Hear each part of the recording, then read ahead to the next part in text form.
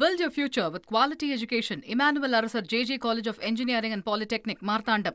Admissions open now. TASMAC முறைகேடு புகார் எதிரொலியா முன்னாள் அமைச்சர் செந்தில் பாலாஜி கிட்ட லஞ்ச ஒழிப்புத்துறை அதிகாரிகள் விசாரணை நடத்திக்கிட்டு இருக்காங்க. டாஸ்மாக் முறைகேடு புகார் தொடர்பாக செந்தில் பாலாஜி கிட்ட சென்னையில் வச்சு லஞ்ச ஒழிப்புத்துறை அதிகாரிகள் விசாரணை நடத்திக்கிட்டு இருக்காங்க. இது தொடர்பான கூடுதல் விவரங்களோடு இணைக்கிறார் செய்தியாளர் சாலமன். வணக்கம் சாலமன், இந்த விசாரணை பற்றின விரிவான தகவல்களை பதிவு பண்ணுங்க. முன்னாள் அமைச்சர் செந்தில் பாலாஜியிடம் லஞ்ச ஒழிப்புத்துறையினர் சென்னையில வைத்து தீவிரமாக விசாரணை மேற்கொண்டு வருகின்றனர். குறிப்பாக டாஸ்மாக் முறைகேடு வழக்கு தொடர்பாக இன்று காலை 41 இடங்கள்ல லஞ்ச ஒழிப்புத்துறையினர் இன்று காலை முதலே திடீர் சோதனையில ஈடுபட்டு வருகிறார்கள். குறிப்பாக கரூர்ல இருக்கக்கூடிய செந்தில் பாலாஜியோட வீடு மற்றும் அவரது உதவியாளர் வீடு உட்பட மொத்தம் 41 இடங்கள்ல இந்த சோதனையானது நடைபெற்று வருகிறது. அதாவது டாஸ்மாக் நிறுவனத்தோட அதிபர்களோட வீடுலையும் அதே போன்ற டாஸ்மாக் நிறுவனம் தொடர்புடைய இடங்கள் என மொத்தம் 41 இடங்கள்ல சென்னை, கரூர், ஈரோடு உள்ளிட்ட மாவட்டங்கள்ல இந்த சோதனையானது மேற்கொள்ளப்பட்டு வருகிறது.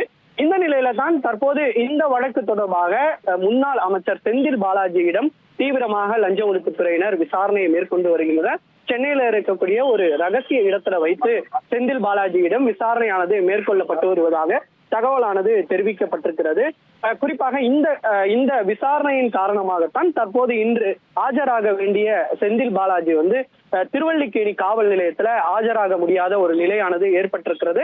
அசோக் குமார் ஆஜராகி இருக்கக்கூடிய நிலையில செந்தில் பாலாஜி அவர்கள் லஞ்ச ஒழிப்புத்துறை விசாரணையில இருப்பதால அவர் இந்த தாவேகாவோட எம்எல்ஏ பேரம் வழக்கு தொடர்பாக அவர் திருவல்லிக்கேணி காவல் நிலையத்துல ஆஜராகவில்லை.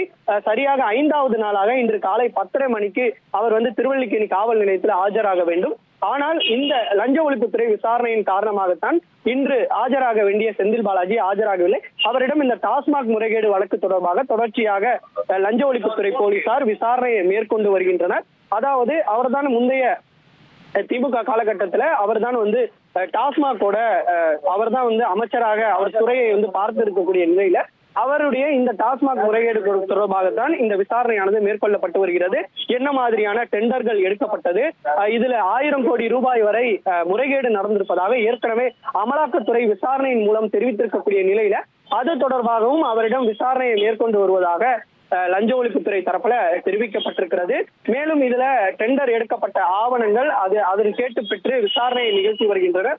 ஏற்கனவே அரசு வேலை வாங்கி தருவதாக கூறி மோசடியில ஈடுபட்டதாக அமலாக்கத்துறையினர் ஏற்கனவே செந்தில் பாலாஜியை கைது செய்து தற்போது அவர் வெளியே வந்திருக்கக்கூடிய நிலையில வேறொரு வழக்கு, அதாவது இந்த டாஸ்மாக் முறைகேடு வழக்கு தொடர்பாக தான் தற்போது லஞ்ச ஒழிப்புத்துறை புதிதாக ஒரு வழக்கு பதிவு செய்து இன்று காலை முதலே முன்னாள் அமைச்சர் செந்தில் பாலாஜி தொடர்புடைய இடங்கள், அவருடைய உதவியாளர் மற்றும் அந்த டாஸ்மாக் நிறுவனம் தொடர்புடைய இடங்கள் என சோதனை நிகழ்த்தி வரக்கூடிய நிலையில தொடர்ச்சியாக கடந்த 1 மணி நேரத்துக்கு மேலாக முன்னாள் அமைச்சர் செந்தில் பாலாஜியிடம் லஞ்ச ஒழிப்புத்துறை விசாரணையை மேற்கொண்டு வருகிறார்கள்.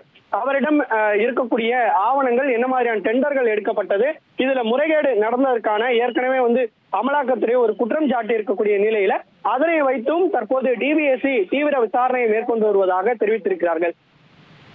நன்றி சாலமன், உங்களுடைய விரிவான தகவல்களுக்கு. Build your future with quality education. Emmanuel Arasar JJ College of Engineering and Polytechnic, Marthandam. Admissions open now.